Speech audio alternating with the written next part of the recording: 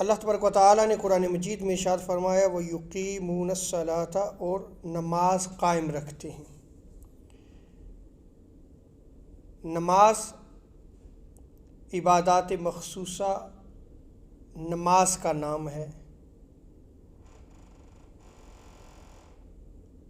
اور قرآن مجید کا اسلوب بھی یہ یاد رکھ لیں کہ جب کسی چیز کو اس کے تمام حقوق، فرائض اور اس کے تمام ظاہری اور باطنی آداب کے ساتھ ادا کرنا مقصود ہو تو اس کو اقامت کے ساتھ جو ہے وہ تعبیر کرتا ہے۔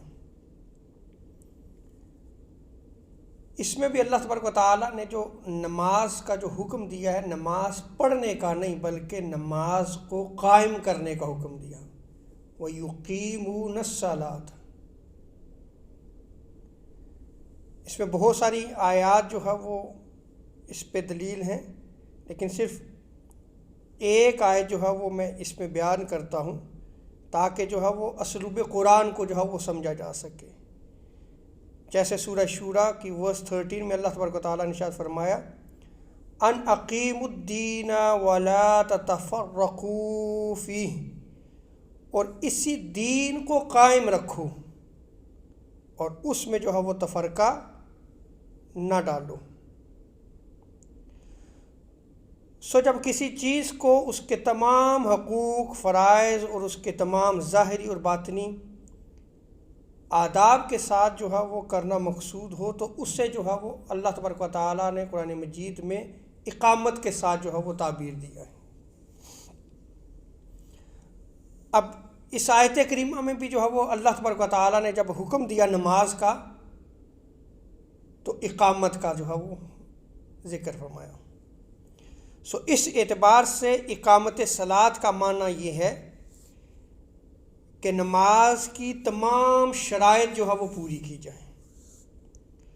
اس کے تمام فرائض، واجبات، اس کی سنتیں اور مستحبات کے ساتھ نماز کی تمام ظاہری حدود جو ہے وہ پوری کی جائیں۔ اب یہ ساری اس کی شرائط جو ہے وہ جو بیان کی گئی ہیں، فرائض، واجبات، سنن، مستحب، یہ ساری اس کی ظاہری حدود ہیں، یہ بھی ساری پوری کی جائیں۔ اور اسی طرح جو ہے وہ اس کی باطنی حدود بھی ہیں، اور وہ کیا ہے کہ نماز میں ادھر ادھر کی سوچ و بچار نہ کی جائے، نماز کے دوران جو ہے وہ دنیاوی منصوبے یا دنیاوی خیالات میں جو ہے وہ مستغرق نہ ہوا جائے کہ انہی میں ڈوب جائے۔ وہ نماز پڑھ رہا ہے، بھولی ہوئی چیزیں بھی اس کو یاد آ رہی ہیں، وہ منصوبے بھی بنا رہا ہے کہ یہ میرا یہ کام بھی رہتا ہے، یہ بھی کرنا ہے، یہ بھی کرنا ہے۔ وہ صرف یہ سوچے جب اللہ کی بارگاہ میں کھڑا ہے تو وہ صرف یہ سوچے کہ وہ اللہ کے دربار میں کھڑا ہے، اس سے مانگ رہا ہے، اس سے مناجات کر رہا ہے، اس سے کلام کر رہا ہے، اور صرف اسی کی طرف جو ہے وہ متوجہ ہو، اور دوران نماز اس کا ڈر اور خوف جو ہے وہ دامنگیر رہے۔ یہ نماز کی ساری باطنی حدود ہیں۔ تو جب بندہ جو ہے اس کی ظاہری حدود کو بھی قائم رکھے، اس کی باطنی حدود کو بھی قائم رکھتے ہوئے جب بندہ نماز پڑھتا ہے تو اس کو جو ہے وہ اقامت صلاۃ کہا گیا ہے، وہ ہے نماز کو قائم کرنا۔ اسی لیے اللہ تبارک و تعالیٰ نے، اور یہ بھی یاد رکھ لیں کہ یہ جو باطنی حدود ہیں اسی کو خشوع و خضوع کہا گیا ہے، اور اللہ تبارک و تعالیٰ نے ارشاد فرمایا الذین هم فی صلاتہم خاشعون، اور وہ لوگ جو اپنی نمازوں میں جو ہے وہ خشوع رکھتے ہیں، خشوع کے ساتھ نمازیں پڑھتے ہیں۔ بندہ مومن کو چاہیے کہ جب وہ نماز پڑھے تو اس کو نماز قائم کرنے کی ضرورت ہے، اس کو چاہیے کہ وہ نماز کو قائم کرے، اس کی ظاہری حدود کو بھی قائم رکھے، اس کی باطنی حدود کو بھی جو ہے وہ قائم رکھے۔ اسی بخاری کی روایت میں آتا ہے، حضرت عثمان بن عفان رضی اللہ تعالی عنہ نے کہا کہ رسول کریم صلی اللہ تعالی علیہ وسلم نے جو ہے وہ ارشاد فرمایا کہ جس نے میرے اس طریقہ سے وضو کیا پھر اس طرح 2 رکعت جو ہے وہ نماز پڑھی اور اس میں اپنے دنیاوی کام کے جو منصوبے تھے وہ نہ بنائے اور نہ ان میں جو ہے وہ سوچ بچار کی، تو حضور علیہ الصلوۃ والسلام ارشاد فرماتے ہیں تو اس کے پچھلے تمام گناہ جو ہے وہ معاف کر دیے جاتے ہیں۔ تو دیکھیں کہ جب نماز کو بندہ مومن قائم کرتا ہے اور اس کی ظاہری اور باطنی حدود کو قائم رکھتے ہوئے جو ہے وہ نماز پڑھتا ہے تو اس کی زندگی کے پچھلے جو ہے وہ گناہ جو ہے وہ سارے معاف کر دیے جاتے ہیں۔ یہ ہے اقامت صلاۃ کا جو ہے ثمر، اس کا پھل، کہ جب وہ اچھی طرح وضو کرے، پھر اچھی طرح نماز پڑھے، خشوع و خضوع کے ساتھ نماز پڑھے، اور اس نماز کے دوران جو ہے وہ صرف اللہ تبارک و تعالیٰ کے حضور حاضر ہو کر اس سے مناجات کرے، اس کو منائے، اس سے ہم کلام ہو، اور دنیاوی سوچ جو ہے وہ اس سے بالا تر ہو کر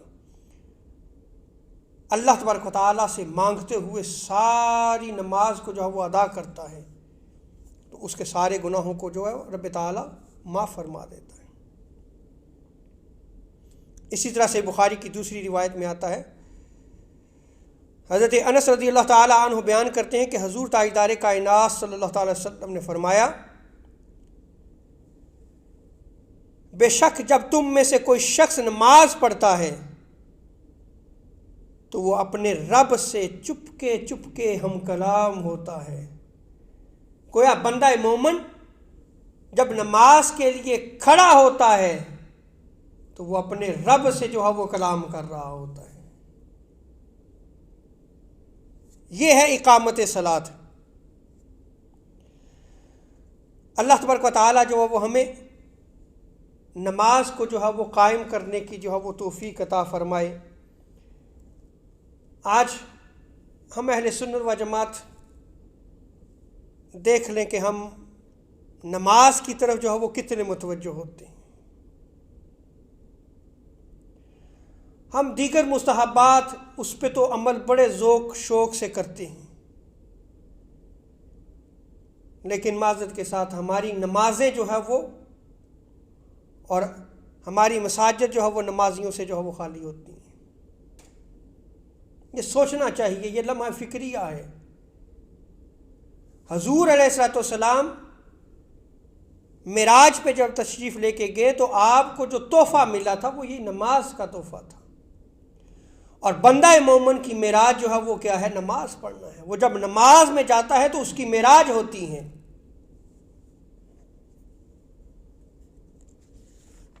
قرآن مجید میں اللہ تبارک و تعالیٰ نے کئی مقامات پہ جو ہے وہ نماز پڑھنے کی جو ہے وہ تاکید فرمائی ہے۔ اللہ تبارک و تعالیٰ فرماتے ہیں وَأَقِیمُوا الصَّلَاةَ وَلَا تَکُونُوا مِنَ الْمُشْرِکِینَ، اور نماز قائم رکھو اور تم مشرکوں میں سے نہ ہو جاؤ۔ یعنی نماز نہ پڑھنا، نماز کو ترک کر دینا، یہ مشرکوں کا طریقہ ہے۔ اور آگے اللہ تبارک و تعالیٰ نے ارشاد فرمایا ما سلککم فی سقر، جنتی مجرموں سے جو ہے وہ سوال کریں گے کہ تم کو کس چیز نے دوزخ میں داخل کر دیا؟ قالوا لم نک من المصلین، تو وہ یہ کہیں گے کہ ہم نماز پڑھنے والوں میں سے نہ تھے، ہم نماز نہیں پڑھتے تھے، اس لیے ہمیں جو ہے وہ جہنم میں ڈال دیا گیا۔ صحیح مسلم کی روایت میں آتا ہے، حضرت جابر بیان کرتے ہیں حضور علیہ السلام نے ارشاد فرمایا کسی شخص اور اس کے کفر اور شرک کے درمیان نماز کو ترک کرنا ہے، یعنی نماز کو ترک کرنا کافروں اور مشرکوں کا کام ہے۔ اللہ تبارک و تعالیٰ جو وہ ہمیں نماز کو جو ہے وہ قائم کرنے کی توفیق عطا فرمائے۔ وما علینا الا البلاغ۔